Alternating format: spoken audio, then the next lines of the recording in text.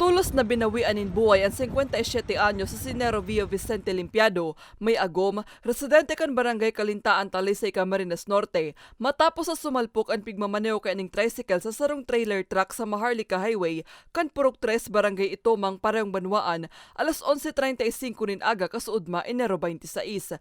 Susug sa impormasyon, kinaon ni Limpiado ang linya kan truck na pigmamaneo ni Guillermo Neri, 48 anyos, residente kan Divina Pastora, barangay Bayanihan, Gapan, Nueva Ecija. Huli sa kusog kan salpukan kan duwang bihikulo, nagresulta ini sa pagkahulog sa tricycle kan biktima asin tulos na pagbawi kan sa iyang buhay. Ating pagkahulog po ng driver ng tricycle na kung saan sa pag-iimbestiga po sa pag-respond din ng kapulisan asin MDRRMO na ideklara pong on the spot, dead on the spot ang driver ng tricycle na si Nero. Gikan Metro Manila ang truck asin pasiringkot ang daet Camarines Norte. Mantang gikan Sentro Talisay man ang biktima asin pauli na kuta sa iyang residensya. Kami po sa kapulisan may paalala or may patanit sa mga motorista, lalo na po duman sa tricycle, sa motor, sa hauler, na kung mapupwedeng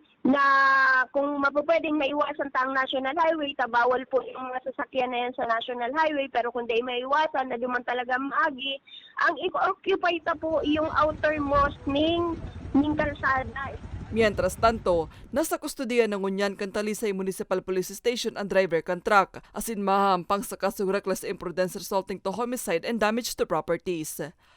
Para sa mga baretang tatak, Bicol, Maria Lorenzana.